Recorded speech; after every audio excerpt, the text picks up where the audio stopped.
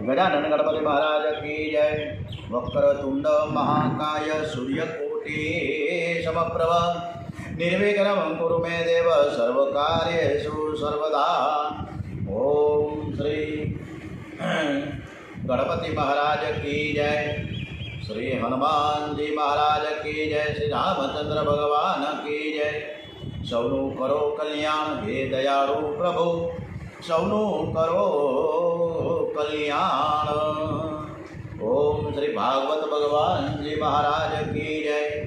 श्री कृष्ण कन्हैयालाल की जय। श्री डोंगरे जी महाराज की जय। आज 30મી જૂન સોમવાર છે અને અષાઢ સુદ પાંચમ। આજની કથા શ્રી કૃષ્ણ પરમાત્માને સમર્પિત કરીએ એવા ભાવ સાથે આ કથા આપણા પરમાત્મા ખૂબ સરસ રીતે સાંભળે છે એવા શ્રદ્ધા સુમન સાથે એક દિવસ શ્રી કૃષ્ણ માતા પિતાની પાસે આવ્યા છે। માતા દેવકીજીને પિતા વસુદેવજીને પૂછે છે કે તમારી ઈચ્છા શું છે? વાસનાથી પુનર્જન્મનું કારણ બને છે। વસુદેવ કહે છે કે મારા મનમાં હવે કાંઈ ઈચ્છા કે સંકલ્પ નથી। મારી છેલ્લી ઈચ્છા તો એટલી જ છે કે મને અંતકાળે તમારું સ્મરણ રહે। તમારું સ્મરણ કરતાં કરતાં મારો હું દેહનો ત્યાગ કરું। મનુષ્યને આ છોડતા, આ શરીર છોડતા 1000 વીંછીઓ કરડે તેટલી વેદના થાય। આવી વેદનામાં પણ મારી જીભ ઉપર તમારું નામ કાયમ ને કાયમ ટકી રહે। શ્રી કૃષ્ણ દેવકીજીને પૂછે છે કે માં તમારી ઈચ્છા શું છે? ત્યારે દેવકીજી કહે કે મારા 6 સંતાનો જે કંસ રાજાએ મારી નાખ્યા છે તે જોવાની ઈચ્છા છે। આ વાસનાની બલિહારી છે। દેવકીજી શ્રી કૃષ્ણની માં છે। શ્રી કૃષ્ણના દર્શન કરે છે, છતાં બીજા બાળકોને જોવાની ઈચ્છા રહી ગઈ। વાસનાનો વેગથી વિનાશ કરો, નહીં તો તે સૂક્ષ્મ રીતે અંતઃકરણમાં રહી જાય છે। એકવાર શ્રી કૃષ્ણ યશોદા મૈયાને પૂછે છે કે માં તારી કઈ ઈચ્છા છે? ત્યારે યશોદાજી કહે મારી એક જ ઈચ્છા છે કે તું 24 કલાક મારી આંખ આગળથી દૂર ન થાય। હું તારા દર્શન 24 કલાક કર્યા કરું। મારી ઈચ્છા એ છે કે હું તને નિહાળું અને તું મને નિહાળે। ક્યાં યશોદા ને ક્યાં દેવકી? તમારા મનને સમજાવો કે તે જીવનમાં કાંઈ સુખ બાકી તો નથી રાખ્યું ને?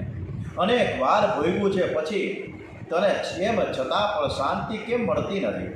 કોઈ પણ ઈચ્છા ભક્તિમાં વિઘ્ન કરનારી છે। ઈચ્છા જ પુનર્જન્મનું કારણ બને છે। ભગવાન શ્રી કૃષ્ણ પાતાળમાં પધારે, ત્યાંથી પોતાના 6 ભાઈઓને લઈને આવ્યા। દેવકીજી તેના દર્શન કરે છે। પછી શ્રી કૃષ્ણ પૂછે કે માં હવે તારી કોઈ ઈચ્છા છે બાકી? ત્યારે દેવકીજી કહે કે હવે મારું મરણ સુધરે એ જ મારી ઈચ્છા છે। માતા પિતાને તત્વજ્ઞાનનો ઉપદેશ કર્યો। ત્યાર પછી સુભદ્રાજીના લગ્નનું વર્ણન છે। તમે જગન્નાથજીના મંદિરમાં જોયું હશે કે શ્રી કૃષ્ણ અને બલરામજીની મધ્યમાં સુભદ્રાજી છે। ભદ્ર એટલે કલ્યાણ, કલ્યાણ કરનારી વિદ્યા એ સુભદ્રાજી છે, જે જન્મ મરણના ત્રાસમાંથી છોડાવે અને પ્રભુમાં પ્રેમ જાગૃત કરે એ જ સાચી વિદ્યા છે। બ્રહ્મ વિદ્યા એ સુભદ્રા છે, જે કૃષ્ણ અને બલરામજીની મધ્યમાં વિરાજમાન થાય છે। સુખદેવજી મહારાજ વર્ણન કરે છે કે ભગવાન શ્રી કૃષ્ણના ગુણ અનંત છે। એમની લીલા છે એ અનંત છે। એમની લીલા, એની કથાનો અંત આવતો નથી। મારા ભગવાનનું પ્રાગટ્ય મથુરામાં થયું, ત્યારથી ગોકુળમાં પધાર્યા। તે 11 વર્ષને 52 દિવસ સુધી લીલા કરી। વ્રજવાસીઓને પરમાનંદ આપ્યો, ત્યાંથી મથુરા આવ્યા। એ પછી દ્વારિકા નાથ થયા। અનેક રાણીઓની સાથે લગ્ન કર્યું અને ગૃહસ્થ ધર્મનું આ જગતને આદર્શ બતાવ્યો છે। કૌરવ પાંડવોના યુદ્ધનું નિમિત્ત કરી ભગવાનને પાર ઉતાર્યો। અર્જુન અને ઉદ્ધવને તત્વજ્ઞાનનો ઉપદેશ કરીને પ્રભુ ગોલોક ધામમાં પધાર્યા છે। 10મા સ્કંદની સમાપ્તિમાં સંક્ષેપમાં શ્રી કૃષ્ણ ચરિત્રનું વર્ણન કર્યું છે। સુખદેવજી મહારાજ પરીક્ષિત રાજાને કહે છે કે જે માણસ આ કૃષ્ણ કથા ગંગામાં સ્નાન કરે તેના મનનો મેલ ધોઈ જાય છે। લોકો ચારેય ધામની જાત્રા કરે છે, છતાં તેનો સ્વભાવ સુધરતો નથી। જાત્રા કરવાથી, યજ્ઞ કરવાથી પુણ્ય વધે, પણ સ્વભાવ સુધરતો નથી। ઘણીવાર જ્યારે પુણ્ય વધી જાય છે ત્યારે તેનું અભિમાન પણ વધે છે। પુણ્યનું અભિમાન પાપ કરાવે છે। જાત્રા કરવાથી બગડેલું મન જલ્દીથી શુદ્ધ થતું નથી। પણ શ્રી કૃષ્ણ કથા ગંગામાં સ્નાન કરવાથી મનનો મેલ ધોવાય છે અને સ્વભાવ સુધરે છે. ઇતિ દશમ ઉત્તરાર્ધ સ્કંદ સમાપ્તમ. શ્રીમન્નારાયણ નારાયણ નારાયણ શ્રીમન્નારાયણ નારાયણ નારાયણ લક્ષ્મી નારાયણ નારાયણ નારાયણ લક્ષ્મી નારાયણ નારાયણ નારાયણ ભજમન નારાયણ નારાયણ નારાયણ ભજમન નારાયણ નારાયણ નારાયણ. એકાદશ સ્કંદ પર પ્રવેશ કરીએ. ત્વરારવિંદેન પદારવિંદમ મુખારવિંદે વિનવેશયંતમ વટસ્ય પત્રસ્ય પુટે શયાનમ બાલમ મુકુંદમ વનસા સ્મરામિ. ઓમ શ્રી કૃષ્ણ કનૈયાલાલ કી જય. શ્રી ભાગવત ભગવાનજી મહારાજ કી જય. ગમ ગણપતે નમો નમઃ. શ્રી હનુમંતે નમો નમઃ. દસમ સ્કંદ આપણે સરસ રીતે કૃષ્ણ ચરિત્રની અદ્ભુત લીલાઓનું વર્ણન કર્યું છે. હવે એકાદશ સ્કંદનો પહેલો અધ્યાયથી વૈરાગ્યનો છે. વૈરાગ્ય વિના જ્ઞાન અને ભક્તિમાં દ્રઢતા આવતી નથી. મનુષ્ય થોડીવાર ભક્તિ કરે, જ્ઞાનની વાતો કરે, પરંતુ વૈરાગ્ય વગરનું એનું જ્ઞાન વહી જાય છે. સંસારનું સુખ મીઠું લાગે છે. સંસારના વિષયો રડાવે તો પણ મનુષ્યને તે મીઠા જ લાગે છે. વૈરાગ્ય વિના જ્ઞાન અને ભક્તિ દ્રઢ થતા નથી. પરમાત્મા વિના, પવિત્ર વિચાર વિના વૈરાગ્ય આવતો નથી. મન જ્યારે સુખનું ચિંતન કરે ત્યારે મનને સમજાવું કે આ ઝેર છે.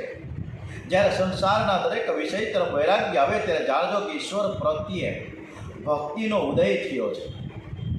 તુલસીદાસજી યુવાનીમાં પોતાની પત્ની પાછળ ઘણા જ આસક્ત હતા.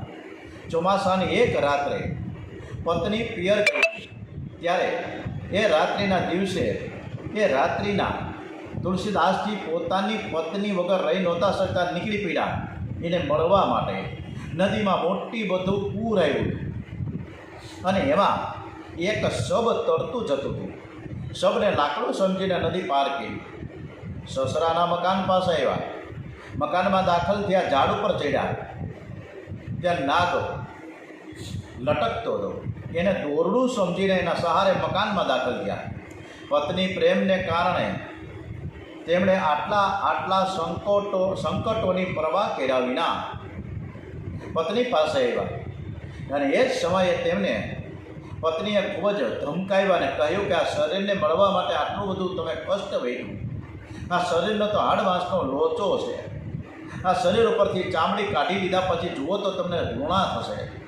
આજે હાડમાંસના શરીર ઉપર જેવો તમે પ્રેમ કરો છો એવો જો તમે રામજી ઉપર પ્રેમ કરો ને તો તમારું જીવન ધન્ય બની જાય. હાડ માંસ કી દેહ મમ તાપર જીતની પ્રીતિ તીસુ આદિ જો રામ પ્રતિ અવધિ મિટહી ભવ ભીતિ. આ વચનો સાંભળી તુલસીદાસજીના હૃદયને ભારો આંચકો લાગ્યો છે. એમને જ્ઞાન થઈ ગયું. તેઓ એ જ પડે બધું છોડીને ચાલી નીકળ્યા. સમગ્ર જીવન રામજીની સેવામાં અર્પિત કરી દીધું છે. પ્રભુએ વૈરાગ્યની લીલા કરી છે. યાદો અતિ સંપત્તિમાં અતિ સુખમાં ભાન ભૂલ્યા છે. અતિ સુખ મળે, અતિ માન મળે તો સારું નથી. એમાં માનવની બુદ્ધિ બગડે છે. યાદવોની પણ બુદ્ધિ બગડી. પ્રભુએ વિચાર કર્યો કે હવે મારે ઉપસંહાર કરવો છે. અને એક દિવસ દ્વારિકા પાસે પિનાર ક્ષેત્રમાં ઋષિમુનિઓ બેઠા હતા. યાદવોની બુદ્ધિ બગડી. તેમણે ઋષિમુનિઓની મસ્કરી કરવાનું સૂઝ્યું છે. યાદવ કુમારોએ સાંભને સ્ત્રીનો પહેરવેશ પહેરાવીને સ્ત્રીનો શૃંગાર કર્યો અને પછી ઋષિઓ પાસે લઈ ગયા. યાદવ કુમારોએ ઋષિઓને પૂછ્યું કે આ સ્ત્રી સગર્ભા છે, એને છોકરો થશે કે છોકરી થશે, તમે બતાવો. ઋષિઓએ આંખ બંધ કરીને જોયું તો તેને ખબર પડી કે આ સ્ત્રી નથી પણ પુરુષ છે. એ અમારી મસ્કરી કરવા આવ્યા છે. ઋષિએ તે ઠીક લાગ્યું નહીં. ભગવાનની પ્રેરણાથી ઋષિઓએ કુમારોને શ્રાપ આપ્યો. આને છોકરોય નહીં થાય, છોકરી પણ નહીં થાય. પણ તમારા કુળનો વિનાશ કરનારું મૂષણ પેદા થશે. આપણા શાસ્ત્રમાં એવું લેખ છે કે પુરુષને સ્ત્રીના વેશમાં અને સ્ત્રીને પુરુષના વેશમાં જોવાથી મન બગડે છે, મનમાં માયા આવે છે. માટે બ્રાહ્મણોને તો આજ્ઞા છે કે નાટક તમાશા જોવા જાય નહીં. ક્ષત્રિય અને વૈશ્યને થોડી છૂટ આપી છે. યાદવોએ ઋષિઓનું અપમાન કર્યું, તેથી ક્રોધે ભરાઈને ઋષિઓએ યાદવ વંશના વિનાશનો શ્રાપ આપ્યો.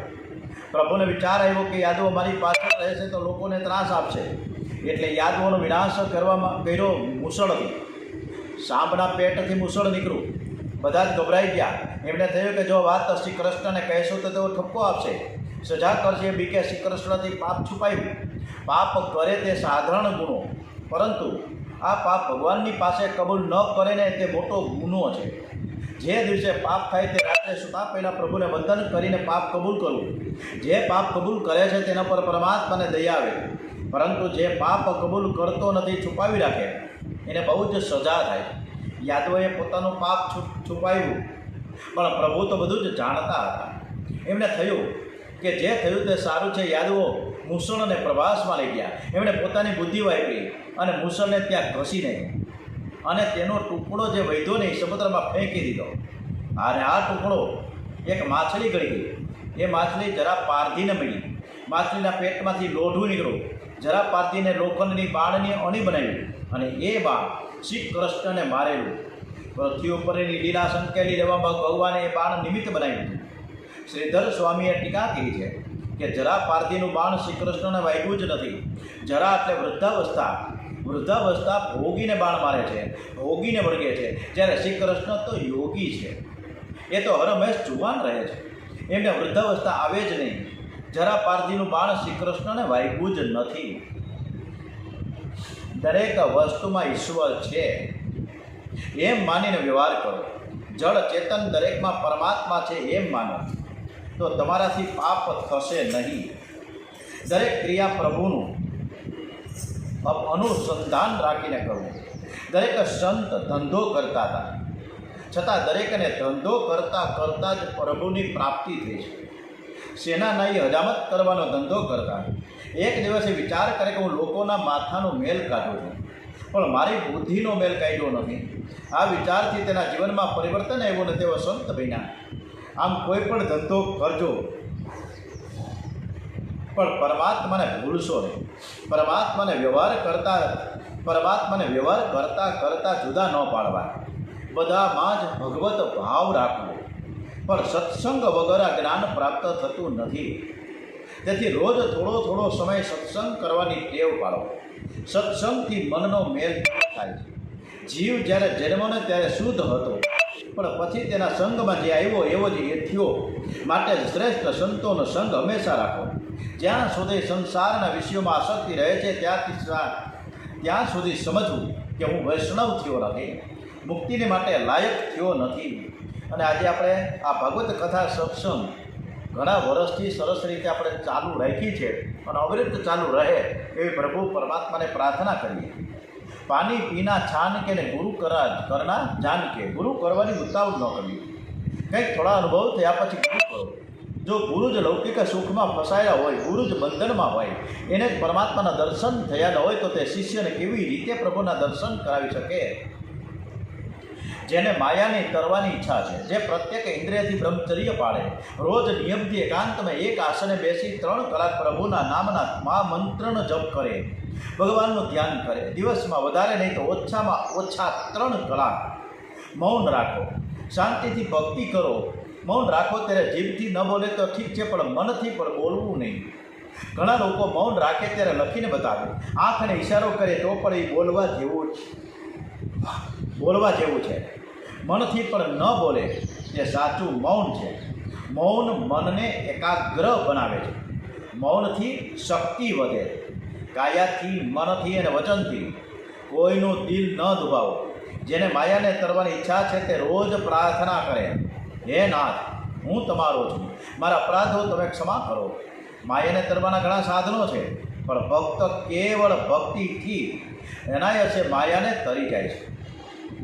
અને હવે નારદજી વસુદેવજીને સાવધાન કરે છે કે બહુ તો ગઈ, થોડી રહી, સમય થોડો છે, ઘણું કામ કરવાનું બાકી છે.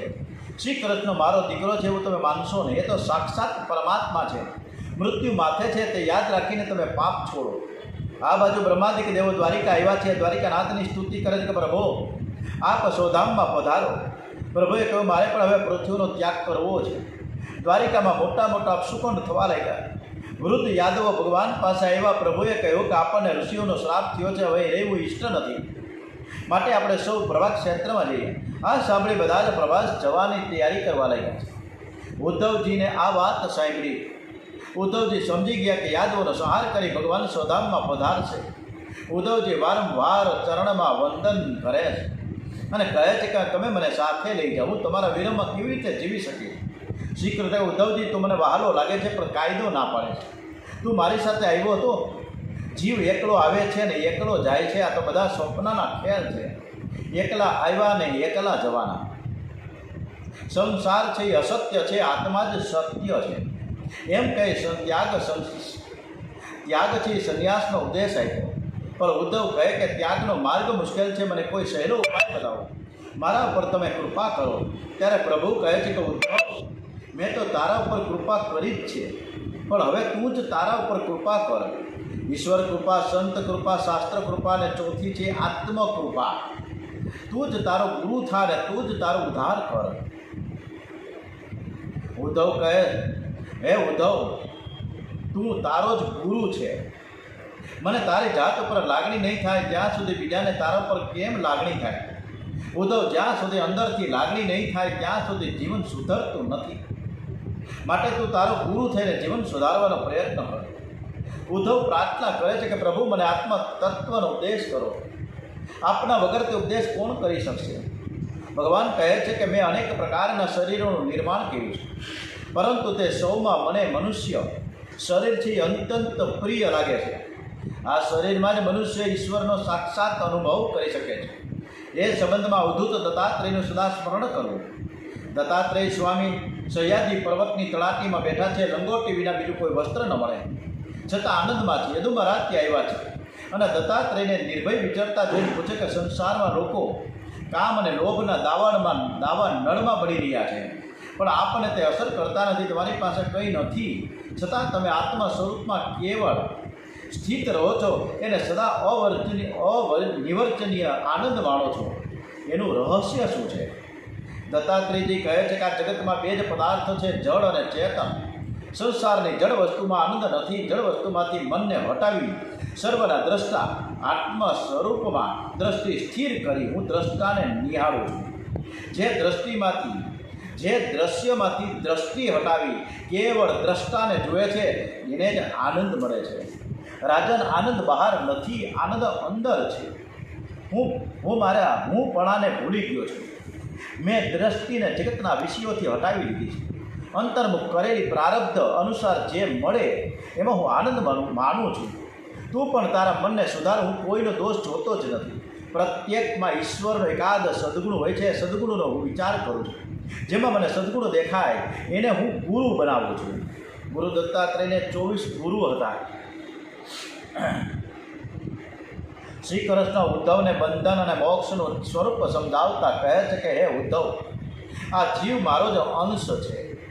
એમ છતાં અવિદ્યાથી તેને બંધન થાય છે અને જ્ઞાનથી મોક્ષ પ્રાપ્ત થાય છે, પણ મને ઈશ્વરનું બંધન કે મોક્ષ નથી. જીવ કર્મોથી બંધાયેલો છે અને ઈશ્વર નિત્ય મુક્ત છે. પછી ભગવાને ઉદ્ધવને સાધકના ધર્મ સમજાવ્યા. સંસાર એ વૃક્ષ છે, એના બે બીજ છે. એ પાપ અને પુણ્ય એવા બે બીજ છે. અગણિત વાસ્તવનો તેના મૂળિયા છે. 3 ગુણો સત્વ, રજ અને તપ તેના થડ છે. ઇન્દ્રિયો અને મન તેની ડાળીઓ છે. વિષયો એ રસ છે, સુખ દુઃખ એના ફળ છે. વિષયોમાં ફસાયેલા રહેતા દુઃખ ભોગવે છે અને તે ભોગી કહેવાય. વિવેકી પરમહંસો સુખ ભોગવે છે અને તેની યોગી કહેવાય. ઉદ્ધવજીએ પ્રશ્ન કર્યો છે, મનુષ્ય જાણે છે કે વિષયો દુઃખ રૂપ છે, છતાં તેઓ વિષયો કેમ ભોગવે છે? વિષયો મનમાં આવે કે મન વિષયોમાં જાય છે? ભગવાન કહે છે કે આવો પ્રશ્ન સનત કુમારોએ પણ કર્યો હતો. ત્યારે હંસ નારાયણ પ્રગટ થયા હતા. હંસ નારાયણે બોધ આપ્યો. રજોગુણી મન મનુષ્યને વિષયોમાં ફસાવે છે. પ્રથમ મન વિષયોમાં વિષયાકાર બને છે અને ત્યારબાદ તે વિષયાકાર મનમાં વિષયો સ્થિર થાય છે. વિષયયુક્ત મન જીવને દુઃખ આપે છે. વિષયોનું ચિંતન છે બાધક છે. ઈશ્વરનું સ્મરણ ન થાય તો વાંધો નહીં, પણ સંસારના વિષયોનું ચિંતન ન કરતા. ઉદ્ધવ, આ મનમાં રહેલો સંસાર બહુ રડાવે છે. તું તારા મનમાંથી સંસાર કાઢી નાખજે. તારા મનને સાચવજે. જો મન બગડી જાય તો આ જન્મ તો બગડશે, પણ બીજો જન્મ પણ બગડશે. બીજા જન્મમાં મન સાથે જ આવવાનું છે, માટે તું મનને સાચવજે. વાણી વગર અંકુશ રાખજે. વાણી ઉપર અંકુશ રાખો. તારા મનને વિષયોમાં જતું અટકાવી વશ કરી મારામાં સ્થિર કરી એકાગ્ર કરવું, મને ઈશ્વરમાં લઈ કરવો, એ જ મહાન યોગ છે. ત્યાર પછી ભગવાને પોતાના વિભૂતિ યોગ અને બ્રાહ્મણ, ક્ષત્રિય, વૈશ્ય, શૂદ્રોના વર્ણાશ્રમ ધર્મ સમજાવ્યા છે. મનુષ્ય આશ્રમ વગર ન રહેવું, કોઈ એક આશ્રમમાં રહેવું જોઈએ. પછી ઉદ્ધવજીએ ઘણા પ્રશ્નો કર્યા કે મોટામાં મોટું દાન કયું છે? સોનું આપવાથી વધારે પુણ્ય મળે કે ચાંદી આપવાથી વધારે પુણ્ય મળે? ઉદ્ધવજીએ જુદા જુદા પ્રશ્નો રજૂ કર્યા છે. શ્રી કૃષ્ણ ભગવાન સરસ મજાના જવાબો આપી રહ્યા છે. શ્રી કૃષ્ણ ભગવાન કહે છે કે દંડ ન્યાસઃ પરમ દાનમ. ઉદ્ધવ, સોનું ચાંદી તો ઠીક, પણ જે જગતના સર્વમાં સદભાવ રાખે, બધું જ તત્વ પરમાત્માનું સ્વરૂપ છે એવો ભાવ રાખીને કોઈના પ્રત્યે દ્રોહ ન કરે, એ જ મોટામાં મોટું દાન છે. મહારાજ, મોટામાં મોટું તપ કયું? જંગલમાં રહે, દાઢી જટા વધારે, એ અતિ ઉપવાસ કરે તે તપસ્વી કહેવાય? ભગવાન કહે, ઉદ્ધવ, મોટામાં મોટો તપસ્વી એને જ કહેવાય છે જે કામ સુખનો મનમાં વિચાર પણ ન કરે. કામ ત્યાગ દસ તપઃ સ્મૃતમ. ઉદ્ધવજી પૂછે છે કે સમ કોને કહેવાય? ભગવાન કહે છે કે બુદ્ધિને મારામાં સ્થાપવી એને સમ કહેવાય છે. ઉદ્ધવજી પૂછે કે દમ કોને કહેવાય? ભગવાન કહે ઇન્દ્રિયોનો વશ કરવી તે દમ છે. ઉદ્ધવજી પૂછે છે કે દરિદ્રી કોને કહેવાય અને શ્રીમાન કોને કહેવાય? ભગવાન કહે છે કે ઉદ્ધવ, જે કંઈ મળ્યું હોય એ મારી લાયકાત કરતાં પણ પ્રભુએ મને ખૂબ આપ્યું છે એમ સમજીને જે પ્રાપ્ત સ્થિતિમાં સંતોષ માને એ શ્રીમાન છે, એટલે કે સાવકાર છે, શ્રીમંત છે. જેને પ્રાપ્ત સ્થિતિમાં અસંતોષ રહે છે એ ગરીબ છે. ભગવાન પૂછે છે કે પંડિત કોણ અને મૂર્ખ કોણ? ભગવાન કહે છે કે બંધન અને મોક્ષનું તત્વ જાણે તે પંડિત, પુસ્તકના સિદ્ધાંતોને જીવનમાં ઉતારી ભક્તિમય જીવન ગાળે તે જ્ઞાની. મૂર્ખ તો એ છે કે જે શરીર સુખમાં ફસાયેલો રહે છે. દેહ વગેરેને જે આત્મા માને તે મૂર્ખ, દેહમાં અહમ બુદ્ધિ રાખે તે મૂર્ખ છે. સાચું ધન કયું છે? પ્રભુ કહે, ઉદ્ધવ, ધર્મ એ જ સાચું ધન છે. ધર્મ ઈષ્ટ ધન તૃણામ. ભગવાન પૂછે છે, ઉદ્ધવ પૂછે કે સ્વર્ગ કોને કહેવામાં આવે, નરક કોને કહેવામાં આવે? ભગવાન કહે છે કે ઉદ્ધવ, મનમાં સાત્વિક ભાવ જાગે, પરમાત્માનું સ્મરણ કરતાં કરતાં હૃદય પીગળે, પરોપકારમાં શરીર ઘસાવાની ભાવના થાય અને અભિમાન ન રહે તો સમજવું કે હું સ્વર્ગમાં છું. પરંતુ જ્યારે છળ કપટ કરવાની ઈચ્છા થાય, મનમાં વિકાર વાસના જાગે અને મન બગડે તો સમજવું કે અત્યારે હું નરકમાં જઈ પડ્યો છું. પ્રભુ, જીવ કોને કહેવામાં આવે? ઈશ્વર કોને કહેવામાં આવે? ભગવાન કહે છે, ઉદ્ધવ, માયાને આધીન થયો છે જીવ છે. સંસારના વિષયોમાં ફસાયો છે તે જીવ છે. જ્યારે સંસારના વિષયોમાં જે બિલકુલ આસક્ત થતા નથી તે ઈશ્વર છે. ઇન્દ્રિયોના આધીન બનાવે તે ઈશ્વર. ઉદ્ધવજી પૂછે કે વીર કોણ કહેવાય? ભગવાન કહે, બહારના શત્રુને મારે એ વીર નથી, પણ જે અંદરના શત્રુને મારે, જે વિષેન્દ્રિયને કાબૂમાં રાખે તે વીર છે. ઉદ્ધવજી પૂછે છે કે જીવનો મિત્ર કોણ છે? ભગવાન કહે છે, બધાનો મિત્ર હું છું. હું સર્વ જીવો સાથે નિસ્વાર્થ ભાવે પ્રેમ કરું છું. મહારાજ, ગુણ કોને કહેવામાં આવે? દોષ કોને કહેવામાં આવે? ભગવાન કહે, ઉદ્ધવ, બીજાના દોષનો વિચાર કરવો ને એ જ મોટામાં મોટો દોષ છે. સ્વદોષનું સ્મરણ રાખીને પોતાનું જીવન સુધારવા માટે સતત પ્રયત્ન કરવો એ જ ગુણ કહેવાય. ઉદ્ધવ, તો આ જગતની પાછળ બહુ પડીશ નહીં. આ જગતને ડોંગરેજી મહારાજે એક જે ઉદ્ધવજીની કથા જે મૂકી એમાં આપણો પણ સમાવેશ એમાં થઈ જાય છે. એટલે કે આ જગતને કોઈ રાજી નથી કરી શક્યો કે કરી શકવાનો પણ નથી. જે પરમાત્માને રાજી કરે છે એ જ જગતને રાજી કરે. જગતમાં કોઈ વખાણ કરે તો રાજી થઈશ નહીં, ને કોઈ નિંદા કરે તો નારાજ ન થાય. નિંદા સ્તુતિમાં મનને શાંત રાખજો. ત્યારે ઉદ્ધવજી કહે કે પ્રભુ, ખોટી નિંદા સહજ થતી નથી, કરવું શું? ભગવાન કહે છે કે ઉદ્ધવ, નિંદા ખરી હોય કે ખોટી હોય, નિંદા સહન ન થાય તો માનજો કે ભક્તિનો રંગ હજી કાચો છે. જેને નિંદા સહન ન થાય તેનું જ્ઞાન કાચું છે. નિંદા કરનાર મોટો મિત્ર છે, તે આપણને આપણા દોષ બતાવે છે. તેથી સાધુ લોકો નિંદકને એટલે કે નિંદા કરનારાઓને કાયમ સાથે રાખે છે. નિંદક મિત્ર સમાન, સાધો નિંદક મિત્ર સમાન. એટલે જે નિંદક હોય એને તમે સાથે રાખો. કદરી બ્રાહ્મણને લોકોએ બહુ ત્રાસ આપ્યો, ત્યારે મનને સમજાવે છે.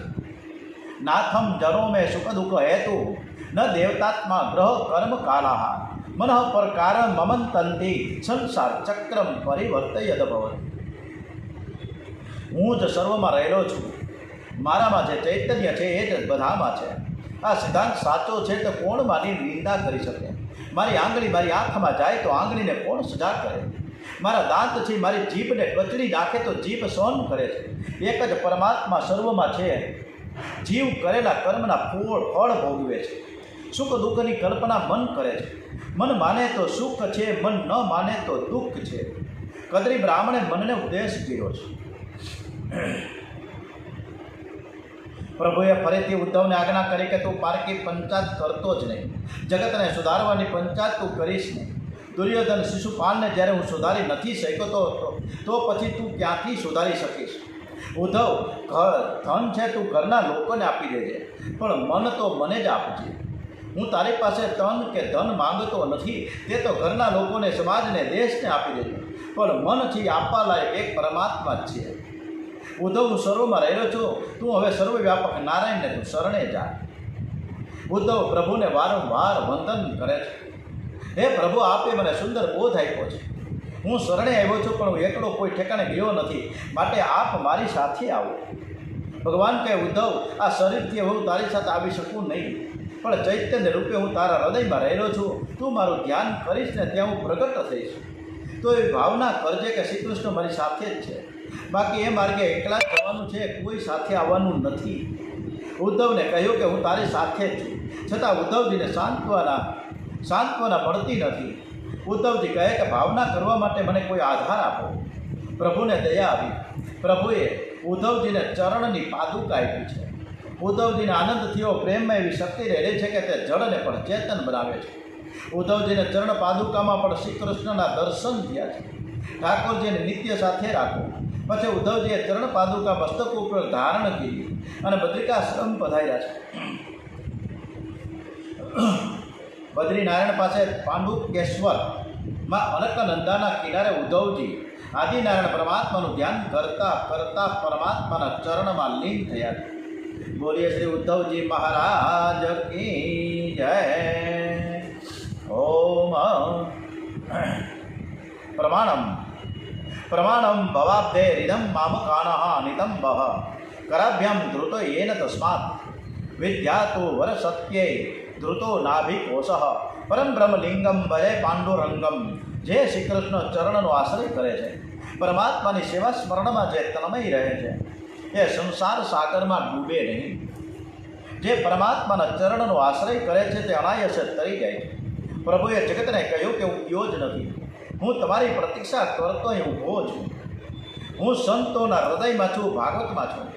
આજે પણ પંઢરપુરમાં વિઠ્ઠલનાથજી તરીકે બિરાજમાન છે. શ્રી કૃષ્ણ સાક્ષાત પરમાત્મા છે, સ્વયં ભગવાન છે. દ્વારિકાનાથ એ જ વિઠ્ઠલનાથજી છે. ઇતિ એકાદશ સ્કંદ સમાપ્તમ. બોલીએ શ્રી વૃંદાવન બિહારી લાલ કી જય. ઓમ નમઃ શિવાય. ઓમ નમઃ શિવાય. ઓમ નમઃ શિવાય. ઓમ નમઃ શિવાય. હરિ ઓમ તત્સત. નમઃ શિવાય. હરિ ઓમ તત્સત. નમઃ શિવાય. ઓમ નમો ભગવતે વાસુદેવાય. ઓમ નમો ભગવતે વાસુદેવાય. શ્રી રામ જય રામ, જય જય રામ. શ્રી રામ જય રામ, જય જય રામ. શ્રી કૃષ્ણ કનૈયાલાલ કી જય. સ્કંદ દ્વાદશ આશ્રય લીલા તરફ આપણે જઈએ. ઓમ શ્રી કૃષ્ણ કનૈયાલાલ કી જય. શ્રી સુખદેવજી મહારાજ ડોંગરેજી મહારાજના ચરણોમાં વંદન સાથે આ કથા આપણે શ્રી કૃષ્ણ પરમાત્માના ચરણમાં સમર્પિત કરતાં કરતાં એકાદશ સ્કંદ છે મુક્તિ લીલા છે, હવે 12મો સ્કંદ છે એ આશ્રય લીલા છે. પરીક્ષિત રાજા સુખદેવજીને પ્રશ્ન કરે છે કે મહારાજ, યદુવંશના અલંકાર સ્વરૂપ શ્રી કૃષ્ણ સ્વધામ પધાર્યા પછી પૃથ્વી ઉપર ક્યાં ક્યાં રાજાઓનો વંશ થયો અગર તો થશે એ મને તમે બતાવો. સુખદેવજી મહારાજ કહે છે કે રાજન, આ પૃથ્વી ઉપર ચંદ્રવંશ અને તેની શાખાઓને રાજાઓ લાંબા સમય સુધી રાજ્ય કરી ગયા અને તેમાં મુખ્યત્વે મગધ દેશના રાજાઓ હતા. જરાસંઘના પિતા બૃહદ્રથના વંશમાં છેલ્લો રાજા થશે પુરંજય, પરંતુ તેનો મંત્રી શુનક પોતાના સ્વામીને કપટ કરીને મારીને પોતાના પુત્ર પ્રદ્યોતને ગાદીએ બેસાડશે. પછી તેનો પુત્ર પાલક, પછી તેનો પુત્ર વિશાખયુપ થશે, પછી તેનો પુત્ર રાજક અને પછી તેનો પુત્ર નંદીવર્ધન થશે. આ પાંચેય રાજાઓ પ્રદ્યોતને નામે ઓળખાશે અને 138 વર્ષ સુધી રાજ કરશે. છેલ્લે ભરતખંડમાં નંદ, ચંદ્રગુપ્ત વગેરે રાજાઓ થશે અને પછી અશોક નામનો રાજા રાજ્ય કરશે. ત્યાર પછી 8 યવન અને 10 ગોરા રાજાઓ રાજ્ય કરશે. કળિયુગના દુષ્ટ રાજાઓ ભારતને છીન ભીન કરી નાખશે, ગાયોનો વધ કરશે, પ્રજાનું ખૂન ચૂસીને ધન ભેગું કરશે. કાલે જ આ વિચાર મંથનમાં લખાણું છે. આ બાબતે આજે આ 10મા સ્કંદમાં, 12 સ્કંદમાં બહુ ચર્ચા સરસ મજાની ડોંગરેજી મહારાજે કરી છે. પ્રજાનું ખૂન ચૂસીને ધન ભેગું કરશે, બ્રાહ્મણો વેદ વિહીન થશે, પુરુષો સ્ત્રીને વશ રહેશે, કુટુંબનું ભરણ પોષણ કરવું એ જ ચતુરાઈ ગણાશે. કળિયુગના વિલાસી લોકો કુળ, ગોત્ર, જાતિનો વિચાર કર્યા વિના સ્નેહ લગ્ન કરશે, પ્રેમ લગ્ન કરશે. બ્રાહ્મણો વેદાત ધ્યાન કરશે ને બ્રહ્મચારી વિલાસી થશે. કળિયુગના રાજાઓ ગાયોને બહુ ત્રાસ આપશે. સ્ત્રીઓ અતિ કામી, કપટ કરવામાં બહુ હોશિયાર અને જૂઠું બોલનારી થશે. પૈસાને માટે બે સગા ભાઈઓ ઝઘડા કરશે. સંતાનો માતા પિતાની સેવા ચાકરી નહીં કરે. જેમ જેમ સમય જશે એમ ભયંકર કળિયુગ આવશે. ત્યારે વિષ્ણુ યશ નામના બ્રાહ્મણને ઘેર કલ્કી નારાયણ પ્રાકટ્ય થશે. કલ્કી નારાયણ કળિયુગનો ઉપસંહાર કરશે. કળિયુગના દોષો જોયા પછી તેને બચવાના ઉપાય બતાવ્યા છે. કળિયુગના દોષોથી બચવા મોટા મોટા ઉપાય એ જ છે કે ભગવાનના નામનું સ્મરણ કીર્તન કરવું. કળિયુગના દોષ અનેક છે, પણ તેમાં મોટામાં મોટો સદગુણ એ છે કે જેને ઘરે કૃષ્ણ કીર્તન થાય એને ઘેર કલી આવતો નથી. કળિયુગમાં કૃષ્ણ કીર્તન સિવાય બીજો કોઈ ઉપાય નથી. કૃષ્ણ કીર્તન કરનારો પાપ મુક્ત થઈને પરમાત્માને મળે છે. સતયુગ, દ્વાપર યુગ અને ત્રેતા યુગમાં ધ્યાન અને યજ્ઞાથી જે મુક્તિ મળતી તે કળિયુગમાં નામ જપથી મળે છે. અને આજે યુટ્યુબમાં જે કથા મુકાય છે એમાં મારી કોઈ એવી મોટાઈ બતાવવા માટે નથી કરતા, જરાય બિલકુલ નહીં. પણ ઘર ઘર સુધી આ કૃષ્ણ કથા પહોંચે અને અનાયસે પણ કથા સૌ સાંભળે, બસ એક આ ભાવ છે. હરેક વખતે હું કહું છું કે મને ક્યારેય લાઈક નહીં કરો, સબસ્ક્રાઈબ નહીં કરવું. જે કાંઈ કરો એ કૃષ્ણ પરમાત્માને કરો અને અનુકૂળતાએ આ કથા સાંભળવી ખૂબ જ આનંદ આવે છે. કારણ કે એકદમ આ પરફેક્ટ આપણે શ્રી ડોંગરેજી મહારાજની કથિત આ કથા છે અને દરેકને વિનંતી છે કે આ કૃષ્ણ કથા છે અને આ કૃષ્ણ કથાનો એક જ ભાવ છે કે તમે બધા જ ઘરે બેઠા કથા સાંભળો. બસ આ એક ભાવ છે. એટલે જ આ યુટ્યુબમાં મૂકી છે, એનો કોઈ બીજો ભાવ છે જ નહીં. એમાં કોઈ સ્વાર્થ જ નથી. કથા સમાપ્તિ પછી સુખદેવજીનો રાજા પરીક્ષિતનો ઉપદેશ થયો છે એ કથા આપણે કરીશું. અને એ કથા આપણે કઈ રીતે ઉપદેશ કર્યો. કથા તો સમાપ્ત થઈ ગઈ, પણ સુખદેવજી મહારાજ હવે જવાની તૈયારી કરે છે. ત્યારે પરીક્ષિત રાજાને ઉપદેશ કર્યો અને પરીક્ષિત રાજાને હવે મૃત્યુ માટે તૈયાર કરે છે. હે રાજન, તમારા હૃદયમાં કેશવને સ્થાપો એટલે પરમ ગતિને પામશો. જન્મ મરણ તો શરીરના ધર્મ છે, આત્માના નથી તેથી હું મરી જઈશ એવી પશુ બુદ્ધિ ત્યજી દો. આત્મા અજર અને અમર છે.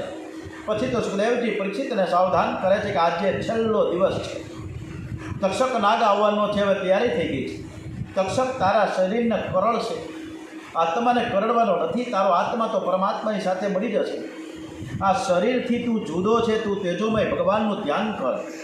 સમય તો થઈ ગયો છે, પણ જ્યાં સુધી હું બેઠો છું ત્યાં સુધી તક્ષક નાગ આવશે નહીં. અને કદાચ આવશે તો મારી નજર પડશે ને તો એનો ઝેરને અમૃત બનાવી દેશે.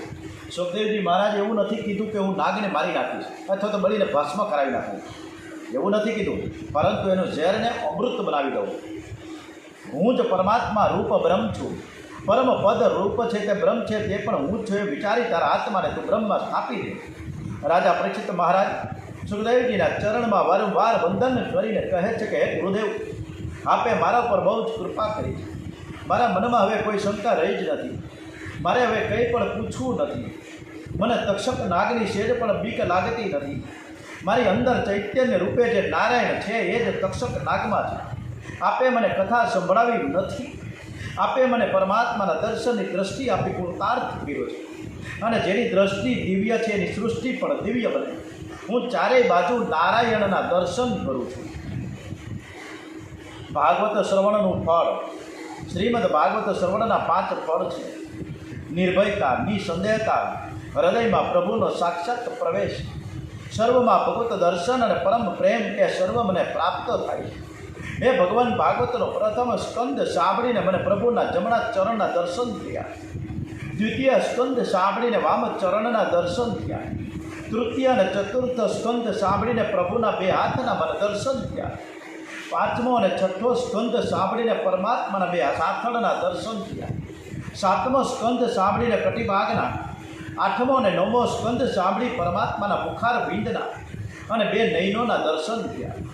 એકાદા સ્કંદની કથા સાંભળી મને થયું કે મારા ઠાકોરજી 2 હાથ ઊંચા કરીને મને બોલાવે છે, તું અહીં આવી જા. એવો ગાલમાં ધીરે ધીરે હસે છે, બહુ જ પ્રસન્ન થાય છે, બહુ પ્રસન્ન મને દેખાય છે. આપે મને નિર્ભય બનાવ્યો, હવે ભગવાનના ચરણે જવાનો છું. સુખદેવજીને આનંદ થયો, કહેવાય છે કે રાજન, તું જેવું બોલસ ને એવું જ મને દેખાય છે. તું કૃતાર્થ થયો. મારી કથાઓ તે બહુ પ્રેમથી સાંભળતો હતો અને તેથી તે શ્રી કૃષ્ણના દર્શન કરતાં કરતાં હું બોલતો હતો. તું બહુ જ સાવધાન થઈને કથામાં બેઠો હતો. તારા લીધે મને કૃષ્ણ કથા કરવાનું મને મન થયું છે. તારા સત્સંગમાં મને બહુ આનંદ થયો છે. તારા લીધે મને પ્રેમમાં તન્મયતા થઈ. મારા હૃદયમાં આવીને શ્રી કૃષ્ણ બિરાજ્યા છે. હે રાજન, તું તો હવે ભગવાનના ધામમાં જવાનો છે. તારા શરીરને તક્ષક નાગ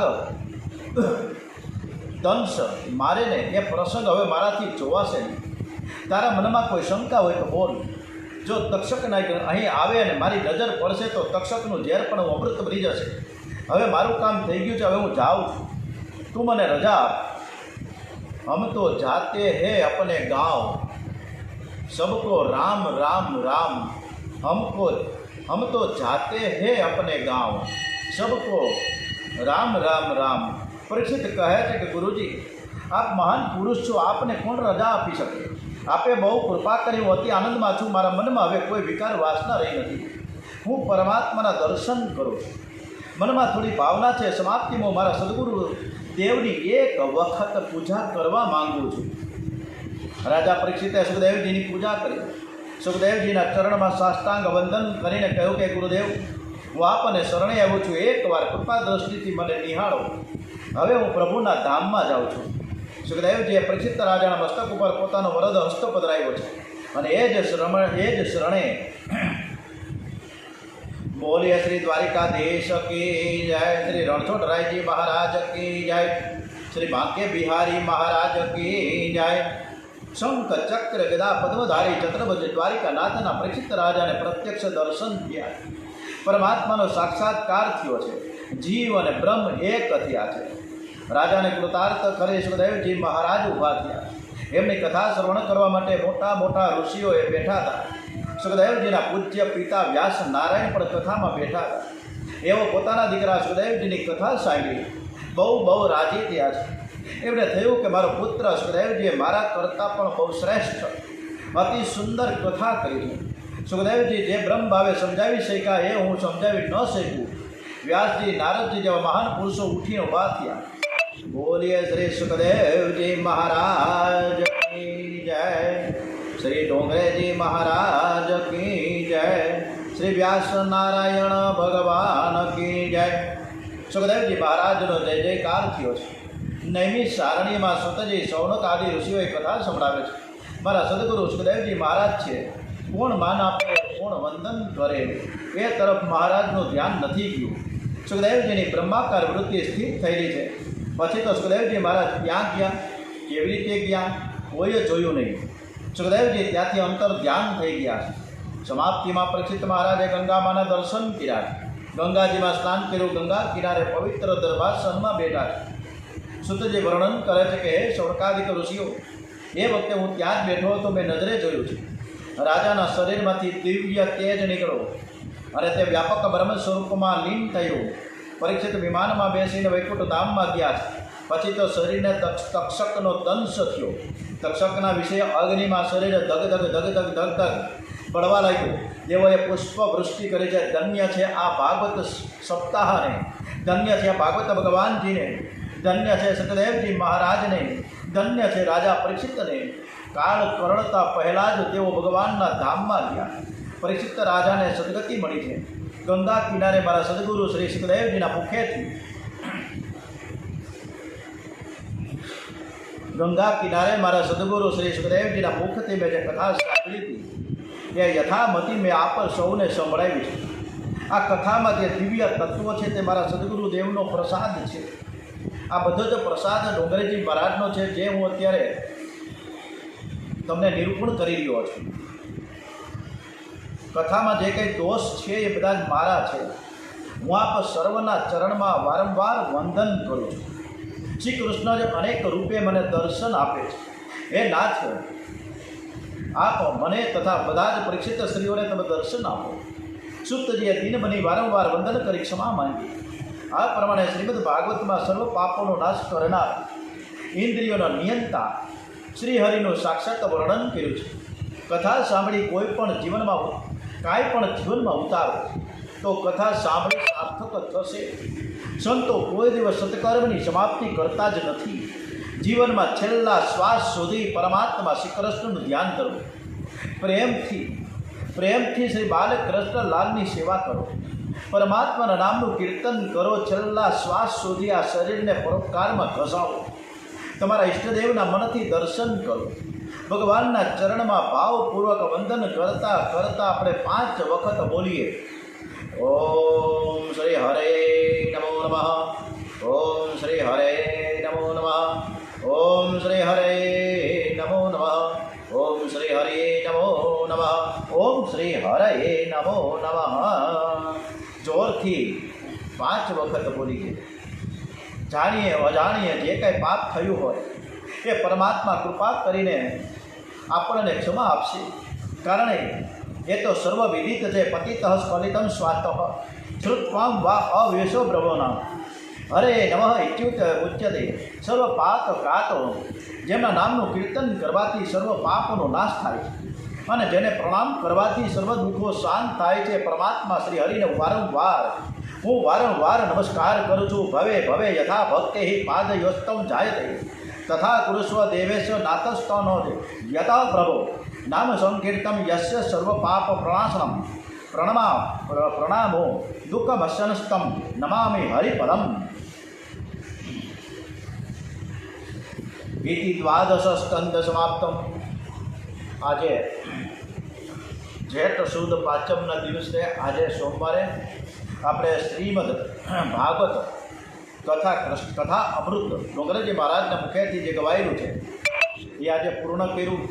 હું આપ સૌને પણ વંદન નમસ્કાર કરું છું.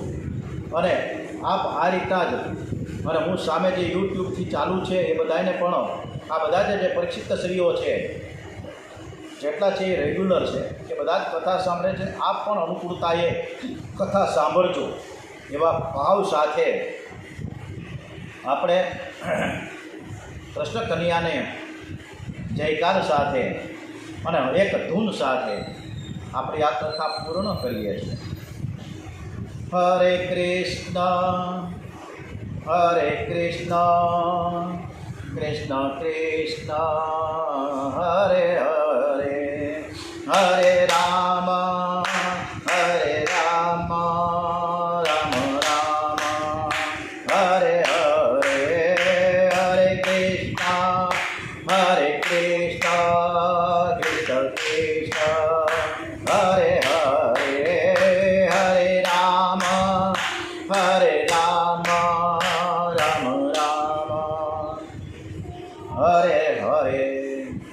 श्री वृंदावन बिहारी लाल की जय, श्री कृष्ण कन्हैया लाल की जय।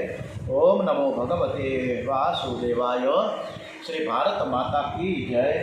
वंदे वेद मातरम। श्री सत्य सनातन हिंदू धर्म की जय। ओम नमः पार्वती पते। हर हर महादेव हर। हजी આપણે આવતીકાલથી નવેસરથી પહેલેથી કથા ચાલુ થાય છે।